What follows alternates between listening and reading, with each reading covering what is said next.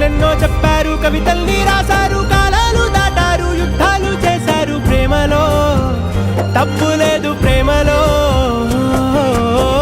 వేల వేల వెన్నెలంత మీద వాలి వెలుగునంత మోయమంటే నేను ఎంత రే.